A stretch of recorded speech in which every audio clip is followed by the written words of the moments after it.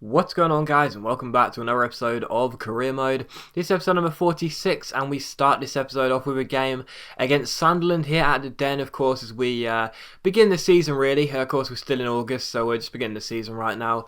And we take on Sunderland, and this side is...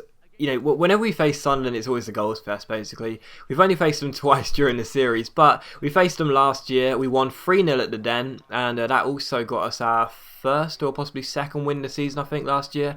And we also faced them at the Stadium of Light, and that game finished 3-2 to Sunderland. If you remember that, they had a last minute penalty which they converted. So yeah, the games are always going to be quite interesting. We do take on Sunderland, and the first chance came in the 11th minute. Stephen Fletcher turned for Brescia there. What a lovely touch. Went one-on-one with Nyland, and the goalkeeper made a superb save. Then got back to his feet and stopped the ball from crossing the line. So Nyland possibly playing for a place in this first 11 for the foreseeable future. Makes a very good save there. And in the 25th minute, Kelvin goes down the right hand side, gets past Diakite with a stop, goes through and ends up finessing the ball into the corner. Lovely finesse, real control on that, and he finds the bottom corner to make it Millwall 1, Sunderland 0 here. Kelvin gets the goal, and he's had a very good start to the season, and it seems to continue there. So Kelvin makes it 1-0, and in the 36th minute here, Seb Larsson's onto the ball from a free kick, crosses it in. Fabricio has a free header, but sadly Vito Manone tips the ball up in the air, then gets up and catches it there. So still Millwall 1, Sunderland 0. But in the 51st minute, Carrasco is onto the ball down the left hand side.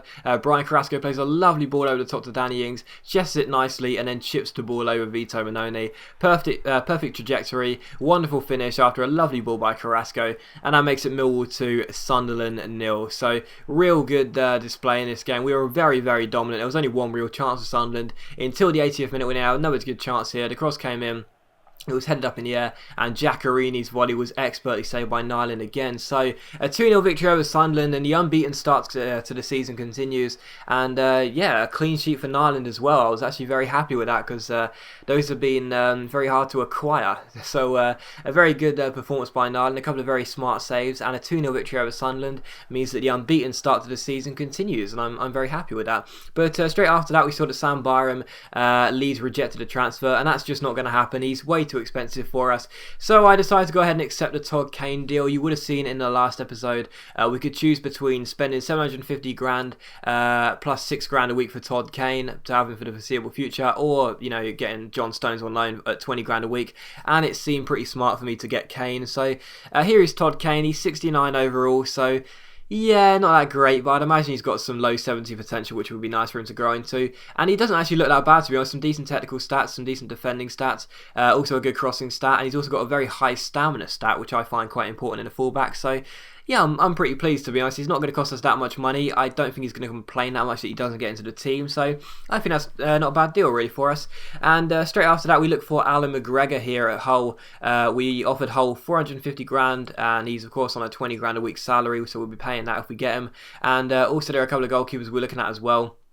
One of those was once again David Stockdale, because we've been going in for him for quite a few weeks now, but I'm still confident we can avoid paying Fulham less than 1.75 million. We'll wait and see what happens there.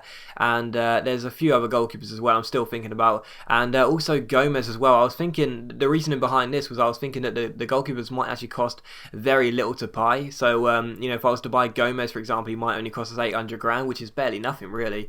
And we have him for one season, and then he's okay for a season, and then next year we can actually sign someone, for the foreseeable future, a young goalkeeper. We bring in an experienced goalkeeper a year, then we could get a young goalkeeper with a lot of potential the next year. Do you know what I mean? That was the thinking behind it, really.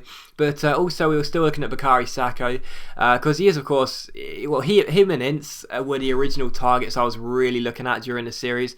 Other than, of course, Carrasco and Gould, and Danny Ings, of course, we've already got at the club now. Those two are like the original targets for us, you know what I mean? Ince and Sacco, and we've never got them, so far. So it would be lovely to pick one of those two up. Also, Will Buckley at Brighton as well, and also the last player was Antonio at Sheffield Wednesday, who we're still considering. But I don't think I'm going to bother with any of those players, to be honest, because they're okay players and they would be lovely to have in the squad, but at the end of the day, it just seems like a waste of money, to be honest, for a player that will be most likely sitting in the reserves, unless it is Sacco or Ings, Sacco or Ince, and then I will think about playing them in the first team. Anyone else, they'll be a reserve winger, and I don't want to spend over £1 million at least on a player that I don't particularly will get much use out of. But anyway, it was time for transfer deadline day here. And as you can see, Shrewsbury, Aston Villa, Brighton, Sheffield Wednesday, Wolves and Blackpool all rejected the deals for those players. The only club that accepted a transfer, the only two clubs were Fulham for David Stockdale at 1.5 million and also Hull City for Alan McGregor for 450 grand. I think, yes, £450,000. And for Aston Villa, they said they wanted 900,000, so I resubmitted a bid, but I don't think I'm going to bother with that. But to be honest, I looked down the goalkeepers and I was thinking, Nyland, I know he just kept a clean sheet and did quite well, but he's still a very inconsistent goalkeeper. And I would imagine that all three of those goalkeepers, McGregor, Stockdale and Gomez, would have a higher overall. So although they're going to be in their 30s, I know Stockdale's 29, but although the other two will be in their 30s, and they're not going to be young goalkeepers with potential. For one season on a low transfer, that could be quite a decent deal for us. So that was the thinking behind those three deals. Because, of course, the other goalkeepers you see me going in for over the past few episodes, they've been sort of younger goalkeepers, you know what I mean? Like 23, 24, 25, that have got potential. Whereas these goalkeepers, they're coming towards the end of their careers. And, I thought Alan McGregor would be a great deal for us, £450,000, which isn't much on a one-year deal. And once he's done, he can go. And then we'll sign someone with better potential next year. And of course, Fulham as well, £1.5 million, they accepted that, and we decided to offer David Stockdale a contract. But like I said, he's on 35 grand a week. Alan McGregor's only on 20 grand a week. And although he is 4 years younger, I don't imagine there'll be too much difference in terms of overall.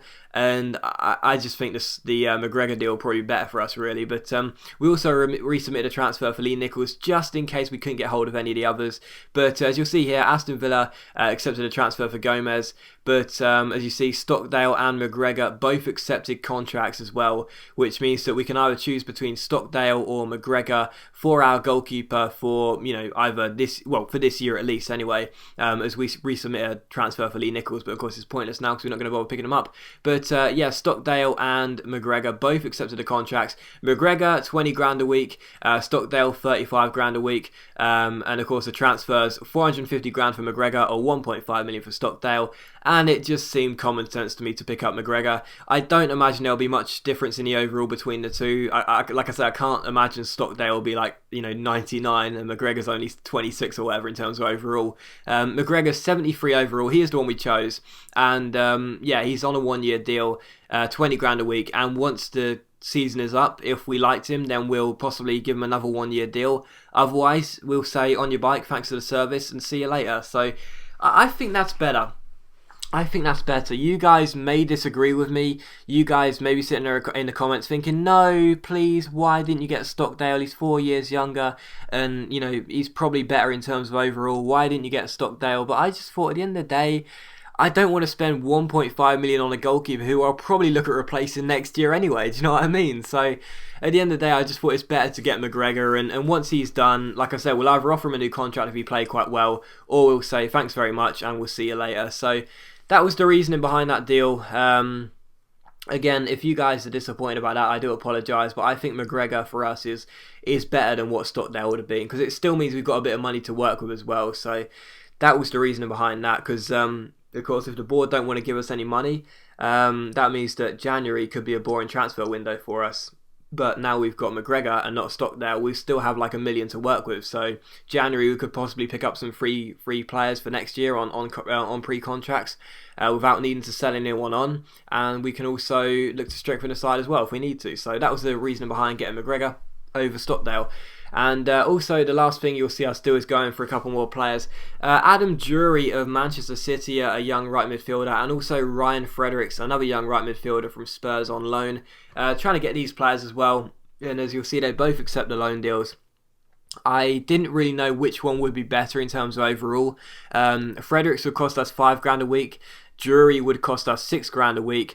Drury's 21, Fredericks is 22, but I decided to go with Adam Drury, and the reason being is because I've used Ryan Fredericks before in my last career mode and also in my Spurs career mode back in FIFA 13, and I don't really want to sign the same players like every single player. Like, it's inevitable that we will sign some former players. We already have with players like Kim Ojo, but the more we can avoid signing old players, which will become repetitive for you guys, the better. So with that in mind, I picked up Adam Jury, £6 a week on a season-long loan. He's 64 overall, and he's quick and he's okay, and that's all we needed really. Just a player that will sit in the reserves.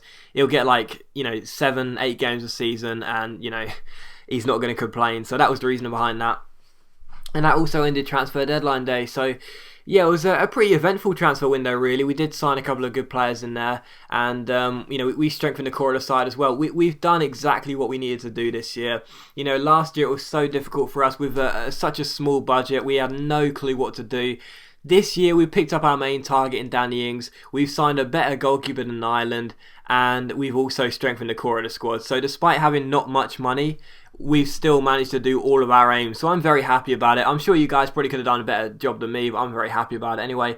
But the top deals were Falcao to Real Madrid for 61 million, Suarez to Chelsea for 29.5, and Muslera moved from, not sure who it was to who, I think it might have been Galatasaray to Real Madrid. But that did indeed end transfer deadline day. So as always guys, a big thank you for watching today's video. I really hope you have enjoyed it. If you have, please leave likes, it's much appreciated, and it really does help my channel out, and it only takes a second to leave a like, and I will see you for the next episode of Career Mode very soon.